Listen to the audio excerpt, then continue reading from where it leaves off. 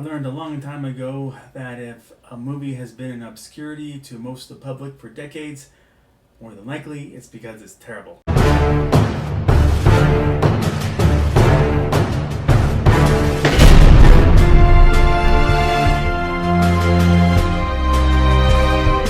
Welcome to my channel, KC. That's me, Carrie Chuck, the Sledge Storyteller. Here I love talking about storytelling as an art form, its many mediums, and its history. And if you like this video, please click like. If you like this channel, please click subscribe. And while you're at it, make one more click on that notification bell. Thank you. Now, South Korean cinema only recently gained widespread acclaim when Parasite won Best Picture Oscar. And no doubt that Yongary, Monster from the Deep, was quite the black eye for them for quite a while.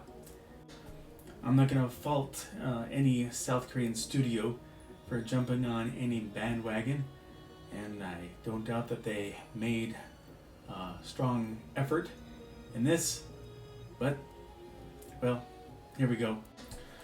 The plot begins as a family gathers for an astronaut's wedding, but he is called back to duty to monitor nuclear testing in the Middle East. The test triggers an earthquake, and its epicenter shifts to the heart of Korea, and from a newly created gorge emerges a giant creature, though we only see low-key at first.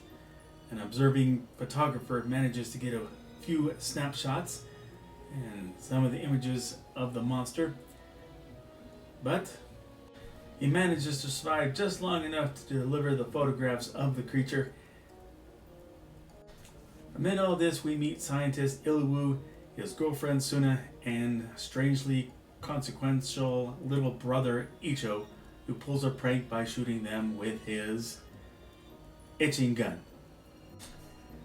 That's right, his name is Icho, and he has an itching gun. I can't help but wonder if there's no such Korean name and they just made it up to line up with his little pastime. As was often the case with Godzilla, the movie's scientist protagonist takes upon himself to figure out a scientific tactical solution to use against Yongary. The need for such is escalated as Yongary enters the city of Seoul to wreak havoc.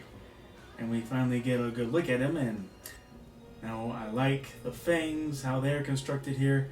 The horn is a nice touch, and the overall shape works, but his head barely moved. And while Godzilla showed charm as he celebrated at the end of the movie Godzilla vs. Monster Zero, Yongary, on the other hand, He's dancing! There you go!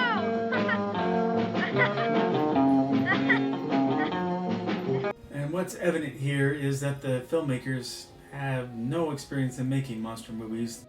And that's first, the cheap, unconvincing miniatures used, toy tanks, and obviously hollow buildings. Second, it looks all the more amateurish by showing the scene with a pedestrian angle of all the action. Third, this apparent attempt at forced perspective, it fails miserably. And while I actually kind of like the front horn shooting the laser, I have to chuckle over spotting the obvious blowtorch shooting fire from Yongary's mouth. Now, there's a famous storytelling adage by playwright Anton Chekhov that if you're going to have a gun displayed over a mantle in Act 1, make sure somebody fires it no later than Act 3. So, well known as Chekhov's gun. But amateurishly, sometimes a story's Chekhov's gun is telegraphed too hard, as is the case with the scene where Ichu's itching gun gets all the focus in this scene. And you guess it, Chekhov's itching gun becomes the big weapon to use against Yongary. Okay, so what's a good example in a less obvious Chekhov's gun implementation is in The Dark Knight. The stiletto gauntlets were showcased alongside all other advances in Batman's suit by Lucius Fox. So, you had a very good idea of where you got these. So in the end, when Batman uses his stilettos against the Joker under the right circumstances, it doesn't come in such a way that you saw it coming from a mile away. Anyway, the use of the itching powder shooting at Yongary becomes a slow enough death to look like cruel and unusual punishment. And the movie goes back and forth between Yongary's death being something to celebrate and something to pity. And while I think it would be a fun watch as a group watch, or to watch the MST3K version to laugh at, it's not the kind of thing you'd be necessarily drawn to be watching multiple times, like many see in such camp classics as Godzilla vs. Megalon. But I wouldn't tell you not to follow any morbid curiosity over it.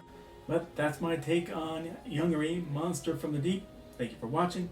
Agree, disagree, something I left out? Please let me know in the comment section. I'll always encourage it, especially, I guess, during a US election year. Let's all look for civility amid all the bad news out there about social and political strife. Let's not hate, and let's find friends wherever we may go.